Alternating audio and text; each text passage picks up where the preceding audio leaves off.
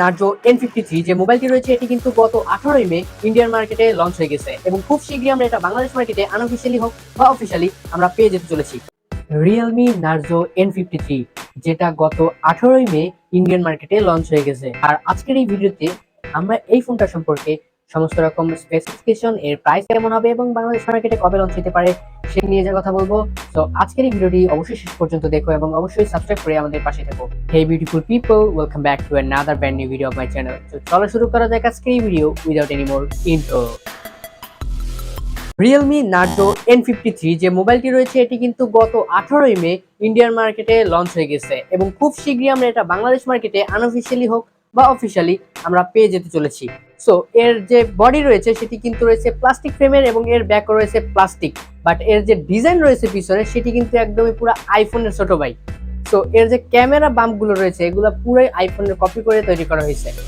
এরপরে আমরা যে বিষয়টা নিয়ে কথা বলবো সেটা হচ্ছে গিয়ে ডিসপ্লে রয়েছে 6.74 ইঞ্চির IPS LCD প্যানেল, যার রয়েছে 90 হার্জের এবং এই ডিসপ্লেতে রয়েছে 450 পিক ব্রাইটনেস এবং এর যে স্ক্রিন টু বডি রেশিও সেটা হচ্ছে কিন্তু 85.5% স্ক্রিন টু বডি রেশিও রয়েছে এবং 390 পিপিআই ডেনসিটি রয়েছে এই ফোনটির ডিসপ্লেতে।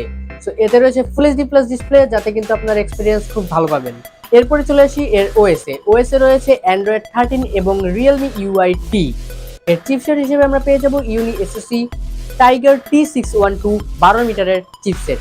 এরপরে যে জিপিইউ রয়েছে সেটা কিন্তু মালি 57 রয়েছে এবং সিপিইউ হিসেবে রয়েছে অক্টাকর এবং এতে রয়েছে কর্টেক্স 75 এবং কর্টেক্স A55।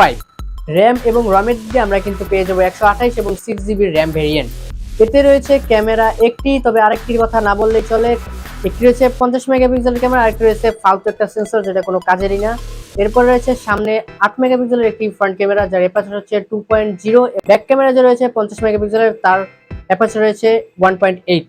ব্যাটারি হিসেবে রয়েছে 5000 mAh একটি বিগ ব্যাটারি, আর যাকে পাওয়ার দিচ্ছে 33 ওয়াটের একটি ফাস্ট চার্জার। আর কোম্পানির ক্লেম অনুযায়ী এতে 31 মিনিটে চার্জ হয়ে যাবে আপনার 50%। তো এটা মোটামুটি ফাস্ট রয়েছে। এর কালার রয়েছে দুইটি, একটি হচ্ছে গোল্ড এবং আরেকটি হচ্ছে ব্ল্যাক। তো ইন্ডিয়ান মার্কেটে এর প্রাইস কিন্তু 8,999 রুপি, তবে এটা বাংলাদেশে আসলে অবশ্যই 12,000 বা 13,000-এর আশেপাশে আমরা পেয়ে যাচ্ছি। সো গাইস, 12 থেকে 13,000-এর প্রাইস পয়েন্টে এই ফোনটি কিন্তু তার অফারে যা নিয়ে এসেছে তা কিন্তু বেস্ট।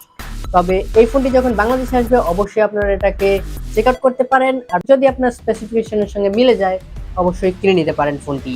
তো আজকের এই ভিডিওটি কেমন লাগলো অবশ্যই কমেন্ট করে জানাতে পারেন। দেখা হবে নেক্সট ভিডিওতে, অবশ্যই লাইক করুন এবং সাবস্ক্রাইব করে আমাদের পাশে থাকুন। নতুন কি ভিডিও চান অবশ্যই কমেন্ট করে জানান। দেখা হচ্ছে নতুন ভিডিওতে নতুন কিছু নিয়ে। Till then stay well, stay safe, be happy, chill bro.